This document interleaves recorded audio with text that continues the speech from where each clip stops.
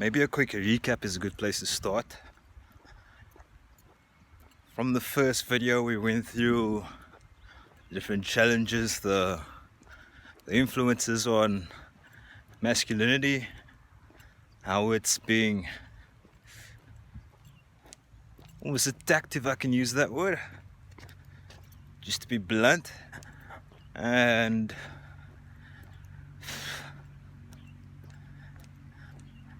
probably a few extra things I might have to cover on that topic, but that's just basics. How it exists within, how the attack extends into different environments, especially the modern household, of which most are essentially toxic by definition because of how they are set up with the different systems,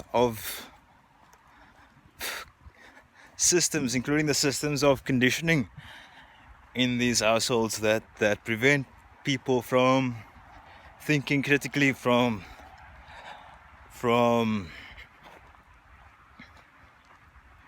developing into individuals into their fullest potential.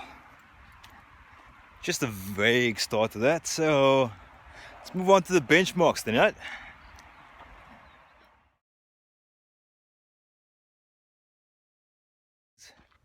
So there are many benchmarks out now, right, as to what is the expectation of the modern male, the expectation of what a male should turn into.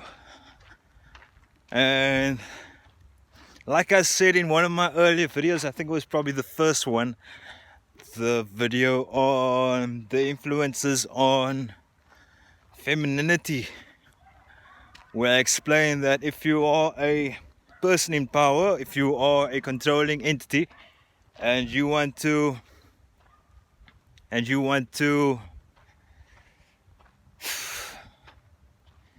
in a communistic fashion, communistic is even a word, if you want to enact a force, if you want to control a perception on a viewpoint, a philosophy on the way things should be, you would, well, if you want to control in general, you would either use force, which can't unfortunately happen most of the time in today's modern civil society. You could either use force, or you could use the different mediums of that control perception for most of us. Those mediums would be through the TV, through different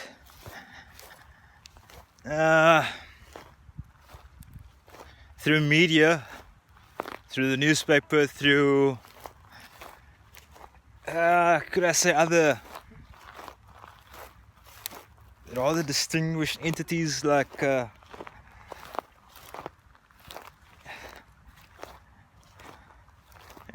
researchers, doctors. I'll come back to that in a second. But if you wanted to control those perceptions, you would use the most influential sources of media, like music industry happens to be one. The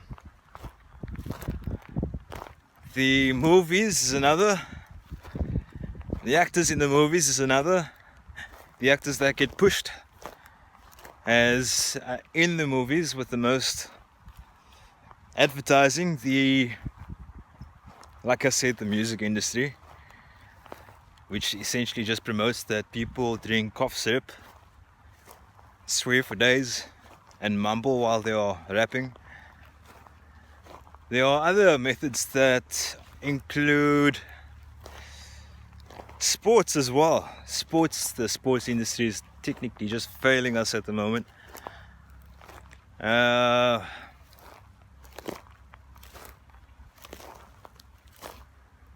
Like Wimbledon being one, tennis associations, the The soccer associations are failing us now as well. I say tennis because tennis exposed how involved in politics they are. I say soccer because of how I probably want to get into this in another stage as well. Create its own series. See soccer as essentially transformed from what is promoting actual men, actual masculine men like the Roy Keanes, the Yab Stamps, the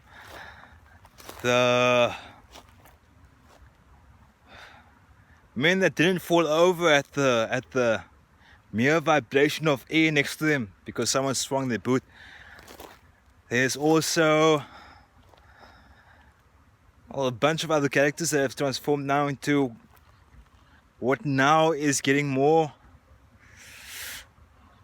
airtime, more advertising, because you will notice, especially by the modern soccer video games like FIFA being one, Pro Evolution being another. This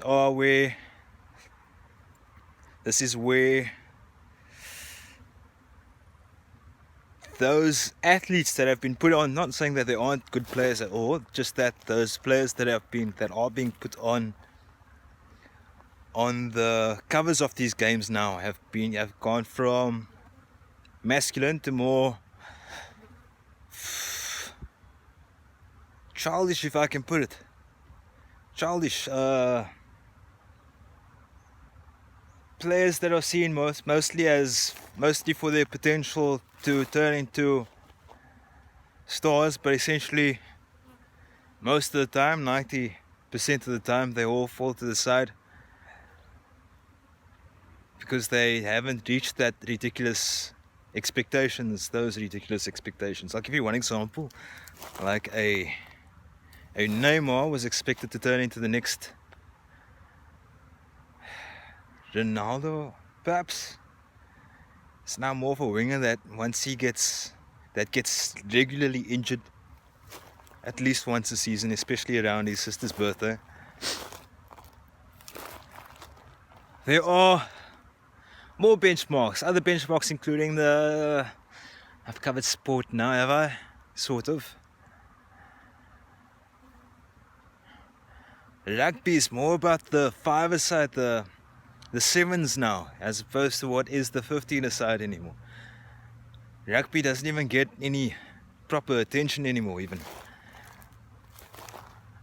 Soccer's gone to a sport that's about speed and showboating, as opposed to what was actually a rough and tumble game. Tennis being involved with the politics. Just a few examples, right? The music industry promotes ridiculous things. I've covered that already. The movies. Especially now with the recent episode that was obviously staged. That big slap that echoed through the whole media scene with Big Will Smith.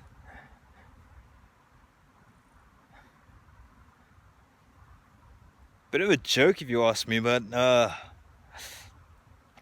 now he's being pushed as someone that is given more roles in movies,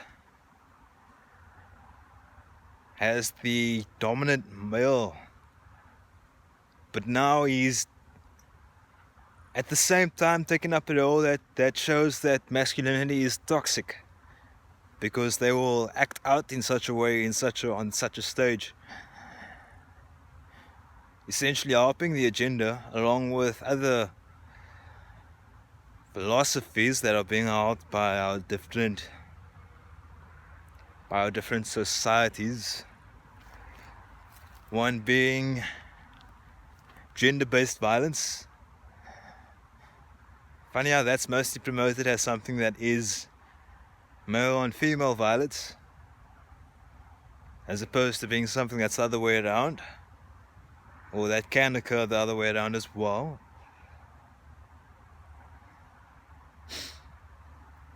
But I guess that's mostly done with something like divorce.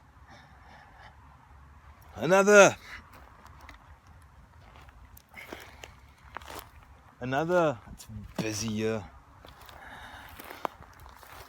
but I like hanging around the bees. Social media, that's another factor. I